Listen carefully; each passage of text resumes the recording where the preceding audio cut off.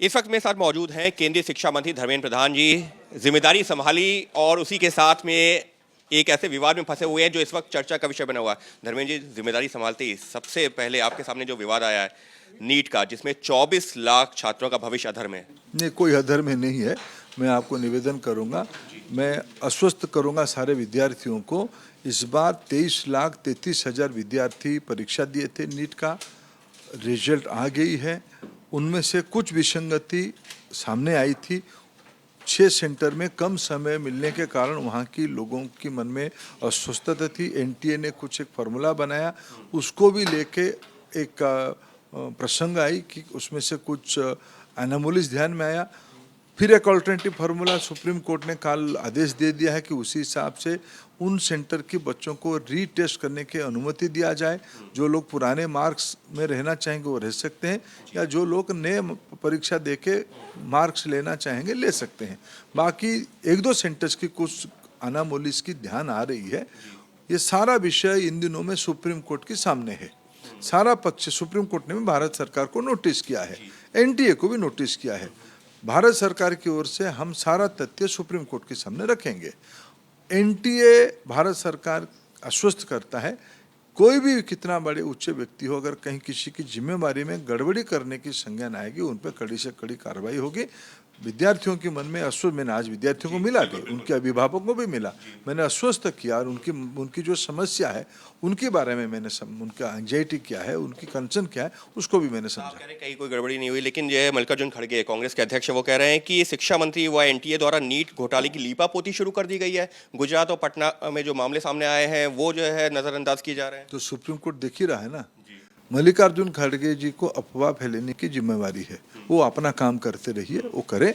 हमें उसमें से बहुत टिप्पणी देना नहीं है। हम विद्यार्थियों के लिए चिंतित है, विद्यार्थियों के लिए आत्मविश्वास ना गिरे। इस बीच में सिलेबस, परीक्षा की पद्धति, नए सेंटर्स खुलना, इसी साल हमने 600 से ज़्यादा नए सेंटर खुले हैं, 72 नए शहर में गए हैं। सिलेबस को एनसीईआरटी जैसे कम बोझिला किया, ऐसे ही इस बार भी परीक्षा में बोझिला कम करवाया गया है। परीक्षा के क्वेश्चन सब 12वीं की स्तर पे हो, जिसमें जो एक लार्जर प्रश्न है, परीक्षा की बोझ के कारण बच्चे जब अपने जान गंवा देते तब सब चिंतित होती हैं। कुछ रिफॉर्म सरकार ने किया है जिसमें से ज़्यादा बच्चे पार्टिसिपेट किए हैं और ज़्यादा उत्साह बढ़ा है। 1-2 जगह की देखो, जब 4,750 सेंटर में इतने विद्यार्थी परीक्षा देते हैं, 1-2 सेंटर की गड़बड़ी ध्यान में आई है, उस पर भी कंसर्न अथॉरिटी, गड़बड़ी में क्या गड़बड़ी है पता नहीं है, उसकी इंक्वायरी वहाँ के अधिकारी कर रहे हैं। ये सारा विषय सर्वोपरि सुप्रीम कोर्ट के सामने है। तो आप कह रहे हैं कि 67 जो बच्चे ने टॉप किया है उसकी वजह क्योंकि पेपर इजी आया था, क्योंकि कहा यह जा रहा है कि जो छात्रों के जहन में भी संशय है, डाउट है, वो ये कह रहे हैं कि गड़बड़ी हुई है, वरना इतने सारे बच्चे 720 में से 720 नंबर कैसे ला रहे हैं। देखिए, पिछले दिनों में भी टॉपर बच्चे अच्छे नंबर पे होते थे, इस बार ये 61 हुए हैं। जो ग्रेस मार्क मिलने के कारण 6 बच्चों के नाम जुड़ा था। अभी जब ग्रेस मार्क की फॉर्मूला बदल जाएगा और कॉम्पीट करके उसमें से कोई आ जाएगा तो आ जाएंगे, नहीं तो 61 ही है।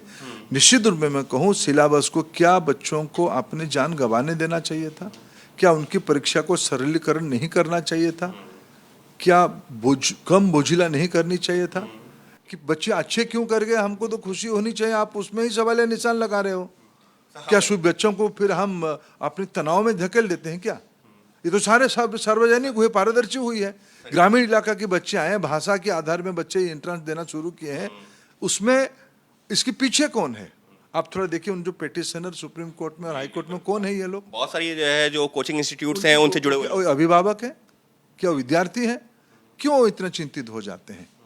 क्या जनवरी महीने में जो एक एडवाइजरी दिया गया है कैसे चलेगा? क्या देश की मिजाज क्या था? देश चिंतित था, देश की जो अरे सिनेमा चल पड़ी उनके नाम पे। ये जो कंसर्न है, ये इनके पीछे कौन है? सरकार सारे चीज़ों को ध्यान से देख रही है और मैं आश्वस्त करता हूँ, मेरे पहला चिंता मेरे विद्यार्थी है, उनके अभिभावक है। मैं आश्वस्त करता हूँ, भारत सरकार पारदर्शी तरीके से हमने इन 10 सालों में 58,000 नया मेडिकल सीट खोले हैं, परीक्षा को अनबर्डन किए हैं, परीक्षा में ज़्यादा ग्रामीण बच्चे, भाषाई बच्चे आए उसकी चिंता किए हैं। बच्चे अच्छे परीक्षा कर रहे हैं, 12वीं की परीक्षा और नीट की परीक्षा में अंतर क्या होनी चाहिए? रीटेस्ट की भी मांग कर रहे हैं वही छात्र जो बहुत बड़ी संख्या में जो जहां कोर्ट में देखो रीटेस्ट सारे छात्र मांग करेंगे, सरकार उसको करे कैसे? कुछ फार्मूला में करेगी। सुप्रीम कोर्ट ने कहा ना इसमें से इतने 1563 लोग करो, हमने किया। अगर बाकी 8 तारीख को कुछ कहेगी उसको निश्चित रूप में हमको पालन करना है। और सर एनटीए कई सवालों के घेरे में लग रहा है शुरुआती तौर पर। मैं मानता हूँ आज ऑर्गेनाइजेशन एनटीए को ऐसे एक मुश्त में कुछ कहना उचित नहीं होगा, लेकिन एनटीए के अंदर भी कोई व्यक्ति इस प्रकार की गड़बड़ी में जिम्मेवार पाया जाता है, उस कोई भी हो उसको स्पेयर नहीं किया जाए। बस आखिरी सवाल, बच्चों से अपील करेंगे जो 24 लाख बच्चे अपियर हो रहे थे जिनके जहन में बहुत तरह के संशय, कुछ अपील करेंगे कि मैं बिल्कुल बच्चों से आज मिला भी हूँ, उनके अभिभावकों को मिला हूँ, मैं उनको जो उनका अपेक्षा और आकांक्षा देखा और मैं इस ऐप के माध्यम से उनको निवेदन करना चाहूँगा, उनको एडवाइस करना चाहूँगा, तनाव मुक्त रहें। रिजल्ट आ गई है, काउंसलिंग यथा समय में होगी। ये सारा विषय पक्ष विपक्ष सारे आज कोर्ट के सामने भी है। हमें भरोसा करनी चाहिए व्यवस्था के ऊपर। हमारे देश में पारदर्शी तरीके से हमारी सरकार प्रतिबद्ध है काम को इम्प्लीमेंट करने में। साफ तौर पर केंद्रीय शिक्षा मंत्री धर्मेंद्र प्रधान जिन्होंने खुल करके सवालों का जवाब दिया है, साफ तौर पर कहा कि हमको ये भी देखना होगा कि इसके पीछे है कौन, और रही बात जो बच्चे असमंजस की स्थिति में हैं उनको भरोसा रखना होगा सरकार के ऊपर भी और कोर्ट के ऊपर भी, क्योंकि सरकार की प्रतिबद्धता है कि किसी भी बच्चे का भविष्य खराब ना हो, और उसी कड़ी में उठाए जा रहे हैं कदम। जो भी दोषी होगा उसके खिलाफ की जाएगी कड़ी से कड़ी कार्रवाई। सहयोगी कैमरा पर्सन मनोज त्रिपाठी के साथ अंकित गुप्ता, एबीपी न्यूज़, दिल्ली।